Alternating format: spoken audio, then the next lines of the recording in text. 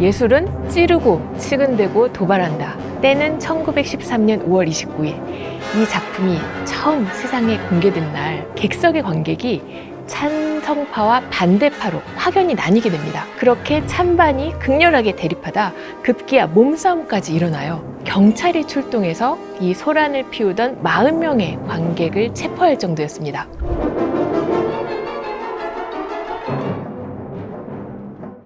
네, 알랭 드 보통이 이렇게 얘기합니다.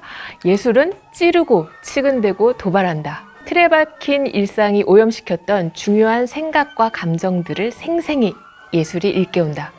그래서 낯설고 이질적인 예술과 나의 연결점을 발견할 때 내가 누구인가라는 의식도 확장된다. 네, 오늘은 봄의 제전이란 낯설고 이질적인 예술 작품으로 클래식 음악사의 리듬의 혁명을 가져온 러시아의 음악가 이고르 스트라빈스키를 만나보겠습니다. 어떤 공연이 무대에 올라요. 그런데 그 공연으로 사회적인 파장 혹은 찬반이 대립하는 격렬한 논쟁이 일어난 경우를 혹시 체험하셨나요? 아니면 알고 계신가요? 스트라빈스키의 봄의 제전이 그랬습니다. 20세기 음악사 중에서 가장 강력한 스캔들로 손꼽히는데요. 때는 1913년 5월 29일. 이 작품이 처음 세상에 공개된 날 객석의 관객이 찬성파와 반대파로 확연히 나뉘게 됩니다. 파리에서 처음 공개가 됐었는데 당시 파리 관객들은 굉장히 직선적이면서도 까다롭다고 정평이 나 있었거든요. 이 곡의 제목이 봄의 제전이잖아요. 근데 봄의 제전이 아니라 봄의 학살이라면서 야유를 퍼붓고 또 반대편에선 새롭고 참신한 음악이라면서 환호와 박수를 보내게 됩니다. 그렇게 찬반이 극렬하게 대립하다 급기야 몸싸움까지 일어나요. 경찰이 출동해서 이 소란을 피우던 40명의 관객을 체포할 정도였습니다. 그래서 그 극장에 인접한 이웃들이 지진이 난 줄 알았다 혀를 내둘 정도였죠.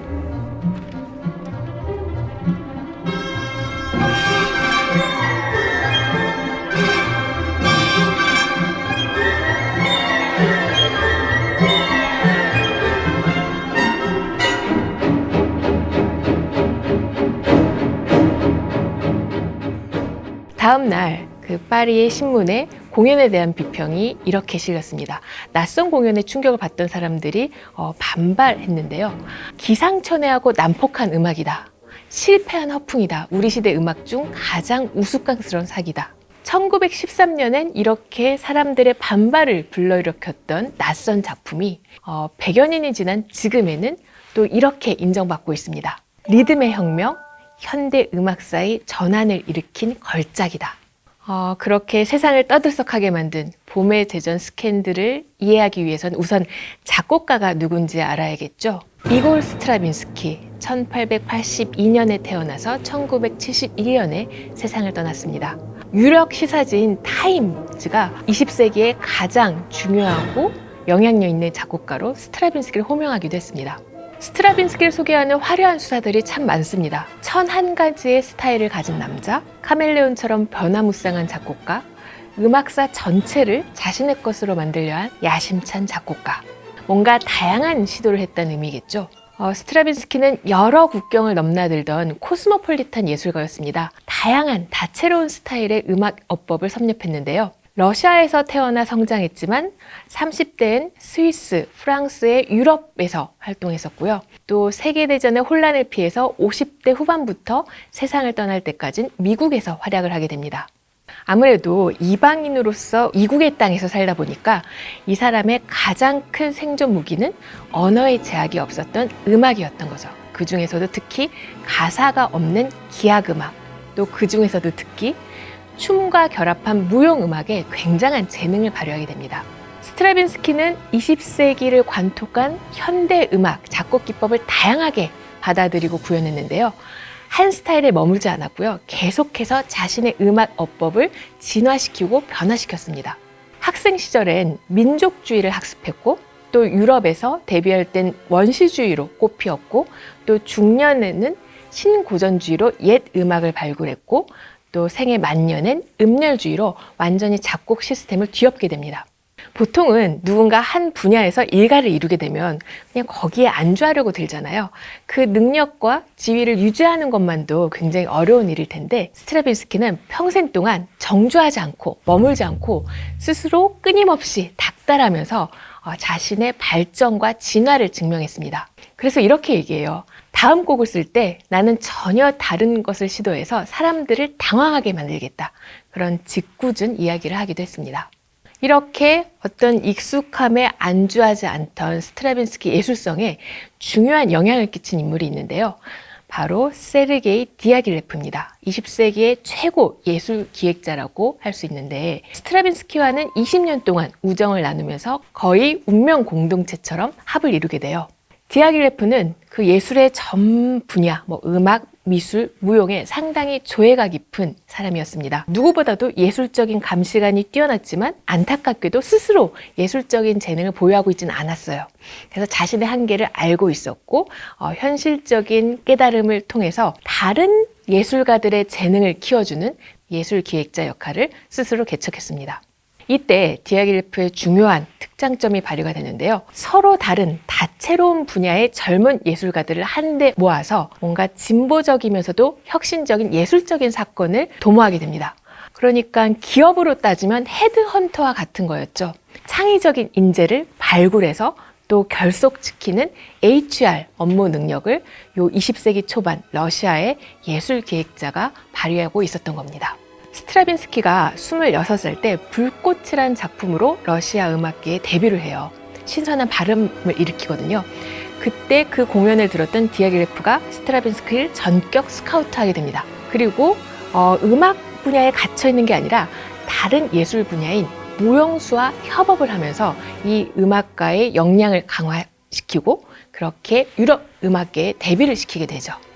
1909년 디아길레프가 발레 류스를 창단하거든요. 발레 류스는 러시아의 발레단이란 뜻이에요. 우리는 창작의 용광로가 되겠다. 세계에서 가장 혁신적인 발레단이 되겠다라는 야심차인 목표를 가지고 러시아를 떠나 유럽 예술계에 진출하게 됩니다.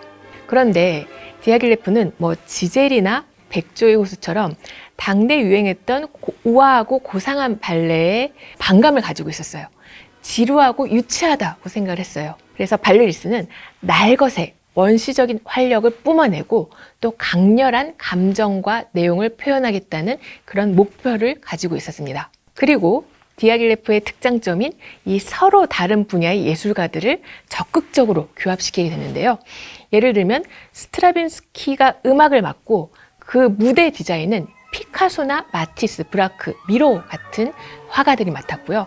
그래서 화려한 원색으로 파리 관객에는 굉장히 이국적이고 또 사치스러울 정도로 느껴지는 그런 무대 장식으로 신선한 충격을 주게 되죠. 또 안무가는 니진스키, 포킨, 마신, 발란신과 협업을 했습니다.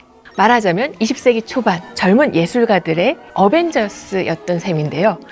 지나고 보니까 그 일원들이 다 위대하지만 사실 디아길레프가 발탁할 때만 해도 굉장히 아직은 젊었던 유망주들이었어요.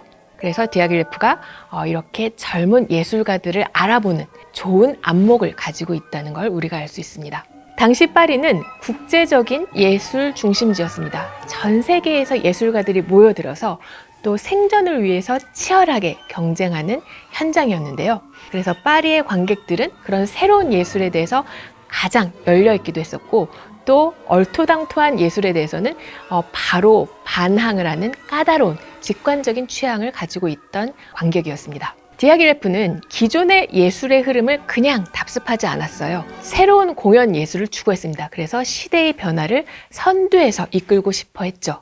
우아하고 고상한 발레에 익숙했던 파리 관객들의 취향에 신선한 균열을 일으키게 됩니다. 여기서 스트라빈스키는 리듬의 혁신을 이뤄냅니다. 음악의 박동을 낱낱이 드러내요. 그러면서 속도감을 확 높이게 됩니다. 사람들은 당시의 스트라빈스키를 이렇게 인정합니다.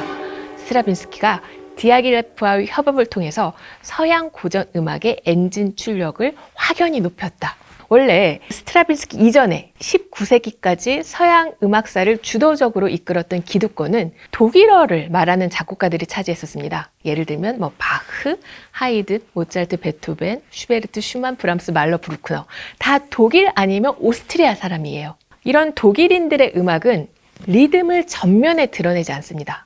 리듬이 드러나면요, 점잖지 않고 또 깊이가 없다고 생각했었어요. 대신 선율과 화성의 아름다움에 몰입하고 그 변화를 표현하는 데 주력하죠. 우리가 보통 음악의 기본적인 3요소를 꼽게 되면 선율, 화성, 리듬을 호명하거든요. 스트라빈스키가 활동하던 이전까지 3요소 중에 리듬이 주인공을 차지한 적은 없었습니다. 스트라빈스키 덕택에 그 억울하고 폄훼당했던 리듬이 빛을 보게 된 거죠.